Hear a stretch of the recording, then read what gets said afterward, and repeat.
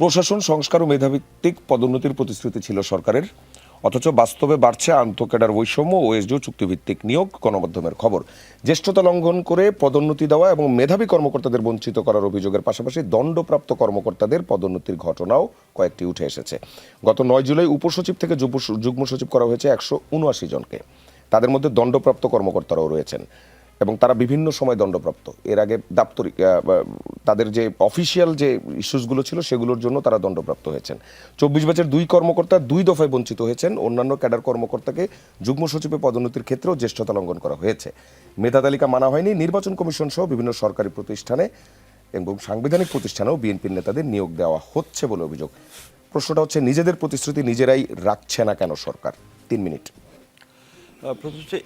মানে আমি তো একেবারে পুরো প্রসেস নিয়োগের এটার সাথে ইনভলভ না, সেটা আমি আপনি আগে আপনার মিনিস্ট্রি দিয়ে শুরু করেন। রাইট, আমি যেটা আর কি মনে করি যে এখন দীর্ঘ 17 বছর তো যারা অপোজিশন মাইন্ডেড ছিল তারা তো নানানভাবে সাপ্রেস ছিল, বঞ্চিত ছিল। এখন এদের সাথে আবার অনেকে দেখা যায় তাল মিলাচ্ছে যে তারাও বঞ্চিত। তো স্বাভাবিকভাবে এই নির্বাচনের 6 মাস পরে বিশেষ করে সরকারকে বিভিন্ন কাজের ক্ষেত্রে একটু বেগ পেতে হবে এবং স্ক্রিনিং করতে একটু সময় লাগবে।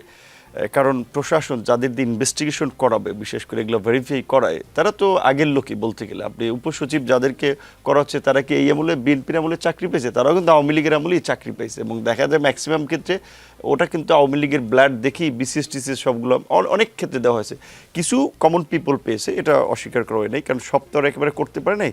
ওই ক্ষেত্রে যেটা বলে লোম বাঁচলে কম্বল থাকবে না, আমি যেটা মনে করি এখন প্রশাসনকে যদি ওইভাবে ভেরিফাই করে তাহলে এক্সিস্টিং প্রশাসনের অন্তত পক্ষে 60%কে খালি হাতে আপনার এই পদত্যাগ ধরে বাড়ি ফিরে দিতে হবে। সেটা সম্ভব ছিল। আপনার টার্কিতে যেভাবে 2016 সালে এরদোগানের আপনার পতনের ষড়যন্ত্রের দোকান রুখে দিয়ে প্রায় আপনার লাখের কাছাকাছি সরকারি চাকরিজীবীদের কিন্তু একেবারে আপনার ওই অবসর ধরাই বাড়ি পাঠাই দিচ্ছিল। ইন্টারিম গভর্নমেন্টের সময় যদি এরকম একটা ড্রাস্টিক অ্যাকশন নিত, that will be very appropriate. কিন্তু সে সময় যেহেতু নেয় নাই, তারা বিভিন্নভাবে ধরে লবিং তদবির করে, কেউ জামাতের কাছে গেছে যে আমি তো জামাতের লোক, কেউ আমার কাছে আসছে ভাই আমি তো আপনাদেরকে পছন্দ করছি, আবার বিএনপির কাছে গেছে আমি তো বিএনপির লোক, এইটা বললে তারা ভোল পাল্টাই ফেলেছে। তো কাজে এখন এদেরকে বের করা খুব ডিফিকাল্ট। তার মধ্যে পর্যায়ক্রমে ভেরিফাই করে হয়তো বাছাই করতে হবে। আর এটা আমি মনে করি যে কখনোই কোনো কাজে শতভাগ স্বচ্ছতা তো সম্ভব নয়। কাজ করতে গেলে হয়তো কিছু মিস জাজমেন্ট হতে পারে, আবার তাদের সুযোগ আছে। আমি দেখেছি আমার কাছে একজন কর্মকর্তা এসেছিলেন, তিনি আবার রিভিউ করেছেন যে তার উপসচিব পদে তিনি পদোন্নতি বঞ্চিত হয়েছেন, তিনি একটা ফেয়ার জাস্টিস আশা করেন, তিনি আবেদন করেছিলেন। সেদিক থেকে আমার মনে হয় যে এটা আলাপ আলোচনার মধ্যে দিয়ে সমাধানের সুযোগ আছে। সাংবিধানিক প্রতিষ্ঠান কিছু কিছু জায়গায় বিশেষ করে ওই যে আমলা বসাইলে তো ওই আপনার আওয়ামী লীগের ওই প্রশাসনই বসাইতে হবে, তো তার চেয়ে পলিটিক্যাল বিবেচনায় বসানোটা আমি এই মুহূর্তে এই বিবেচনা আমি খারাপ দেখি না। সেক্ষেত্রে আমি মনে করি যে সরকারি দল বিরোধী দল যেহেতু আমরা সমন্বিতভাবে রাষ্ট্র চালাতে চাই, কিছু ক্ষেত্রে সব আলাপ আলোচনা পাবলিক ডোমেইনে না ছেড়ে দিয়ে আমাদের অভ্যন্তরীণভাবে আলাপ করা দরকার। যেমনিভাবে আমরা দেখি সংসদের বিরোধী দলীয় নেতা, সরকার দলীয় নেতা, মন্ত্রীরা, এমপিরা বিভিন্ন ইস্যুতে ফ্রেন্ডলি আলাপ আলোচনা করে।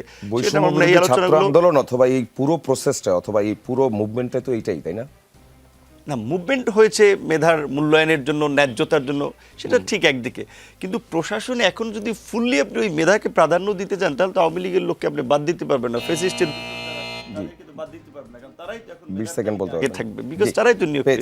আমি কর্নেল আব্দুল বাতেনের কাছে আসতে চাই। অন্তর্বর্তী সরকারের সময়ে বেশিরভাগ নিয়োগই ছিল জামায়াতের, এমন অভিযোগও আছে। এই বিষয়টা তো বলবেন। এছাড়া কিছুক্ষণ আগেও নুরুল হক নূর যেটি বললেন, পলিটিক্যাল বিবেচনায় আসলে নেওয়াটা খুব খারাপ কিছু দেখছেন না, কি বলবেন? 3 মিনিট।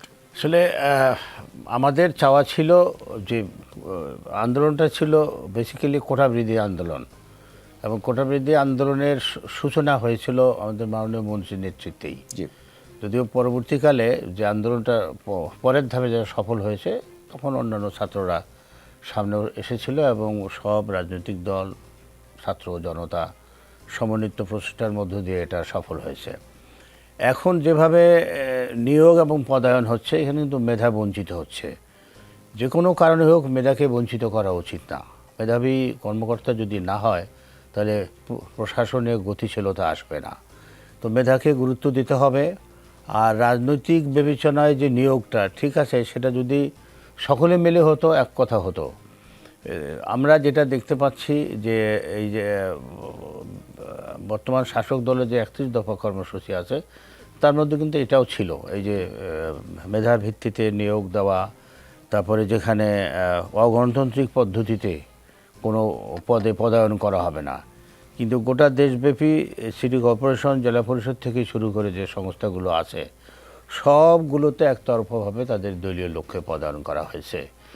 বাট ওই সব জায়গায় তো ওই এলাকায় রাজনীতি সচেতন মেধাবী লোকও ছিল, এবং একেবারে দলীয় যারা পদবিধারী এবং ক্যাডার তারাই শুধু ভালো করবে আর কেউ ভালো করতে পারবে না এমন তো নয়। এবং এ প্রসঙ্গে এখন মার্কিন যুক্তরাষ্ট্রের উদাহরণ দেওয়া হয়। মার্কিন যুক্তরাষ্ট্রের সরকার পরিবর্তন হলে তারা রাজনৈতিক বিবেচনায় সব পরিবর্তন করে। তাদের যে শিক্ষা দীক্ষার মান, তাদের যে নীতি নৈতিকতা বোধ, আমাদের পর্যায়ে কি আমরা কি সেই পর্যায়ে আছি? আমাদের রাজনৈতিক দলের কর্মীদের আমি অবজ্ঞা করছি না, কিন্তু আমাদের আরও অনেক সময় লাগবে। আমরা তো সেই রাজনৈতিক কালচারের মধ্যে নাই। কাজেই আমার মনে হয় মেধার মূল্যায়ন অবশ্যই থাকতে হবে এবং সবার জন্য বাংলাদেশ সেই নীতিতে বিশ্বাস করতে হবে। সব মানুষ যাতে সমান সুযোগ পায় নিয়োগ এবং পদায়নের ক্ষেত্রে, সেটা আমাদেরকে মনে রাখতে হবে। আর অন্তর্বর্তীকালীন সময়ে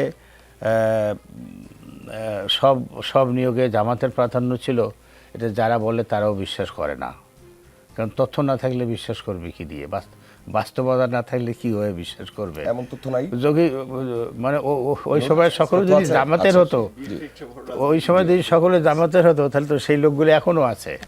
জামাতের আসবে কোত্থেকে? জামাত কি অতীতে কখনো ক্ষমতায় ছিল? এককভাবে তো জামাত কখনো ক্ষমতায় ছিল না, এককভাবে ক্ষমতায় ছিল বিএনপি এবং আওয়ামী লীগ।